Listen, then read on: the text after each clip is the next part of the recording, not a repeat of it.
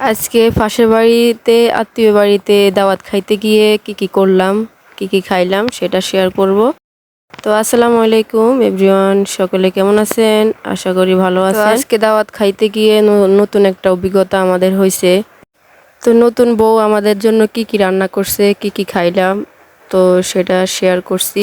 অনেক বেশি করে খাওয়া দাওয়া করব, বেশ জমজমাট করে, যেহেতু ফ্রি। কারণ দাওয়াত দিলে বাঙালি কখনো ছাড়ে না, সেটা ভালোভাবে খাই, সেটা তো আপনারা জানেনই। তো এদিকে দাওয়াত খাইতে গিয়ে কখনো দেখছেন যে স্যান্ডেল জুতা পায়ে দিয়ে মানুষের হাঁটে আর লুঙ্গি পরে? তো আজকে আমরা সেটাই করলাম।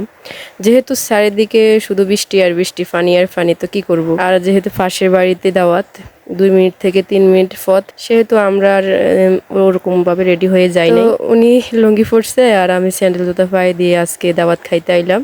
তো নতুন একটা অভিজ্ঞতা আর কি। তো বাড়িতে ঢুকতে না ঢুকতেই উনি বসে গেছে খাইতে বলে, শোষা কোথাকার, মানে বসে গেছে কথা বলতে বলে।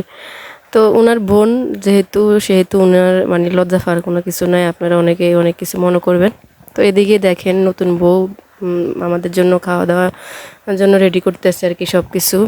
তো আজকে ওনারা হচ্ছে বিরিয়ানি ফাঁকাইছিল, আর হচ্ছে সব কিছুই আছে, বাট বিরিয়ানি ফাঁকাইছে। বউ এখন হচ্ছে রেস্টুরেন্টের মতো হচ্ছে পরিবেশন করবে, তো সেহেতু সে করতেছে। এখন বড় বাটির মানে দেওয়ার কারণে ভাতগুলা মাঝখান থেকে হচ্ছে ফেটে যাচ্ছে আর কি বিরিয়ানিগুলো। এই কারণে আমি বললাম যে ছোট একটা বাটি নে, তো ওটা সুন্দর হবে।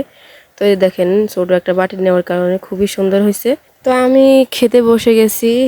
তো খাওয়া দাওয়া মানে অতটা আপনাদেরকে দেখাতে পারলাম না, সেহেতু মানুষ আছে আর হচ্ছে ওনাদের সাথে কথা বলতে হয়, এই কারণে আর খাওয়া দাওয়া আপনার সাথে শেয়ার করতে পারলাম না। মোটামুটি ভালোই খাইছি, আলহামদুলিল্লাহ, খুবই ভালো হয়েছে খাবার। তো আমরা ওনাদের সামনেই আমরা বসছিলাম সবাই মিলে, মহিলা সবাই মিলে, আর ওনারা পুরুষেরা হচ্ছে রুমের ভিতরে বসছে। তা আমরা এখানে বসেই খাইছি আর কথা কইছিলাম আর কি, অনেক কথা কইছি। যেহেতু আপনারা জানেন মহিলারা 3-4 জন একসাথে হইলে অনেক কথাই হয়। তো কথা বলছি আর খাইছি, খুবই ভালো হয়েছে, ভালো লাগছে। আর লাস্টে হচ্ছে দুধই খাইছি, আমি মিষ্টি খাই নাই। আমার মিষ্টি মানে দিছিল, আমি মিষ্টি খাই নাই, যেহেতু আমি মিষ্টি খাই না, মিষ্টি খাওয়া বাদ দিয়েছি মোটামুটি। তো খাওয়া দাওয়া করলাম, সব কিছু করলাম। তো সবাই কথা নিয়ে বসে রয়েছে খাওয়া দাওয়ার পরে। তা আমি আর বসে থাকতে পারলাম না, আমার থেকে ভালো লাগে না। তো আমি বাইরে সিঁড়ির মধ্যে আসি, বসে রয়েছি। আর সাইডে হচ্ছে রাস্তা দিয়ে গাড়ি টাড়ি যাইতেছে, আমি বসে রয়েছি।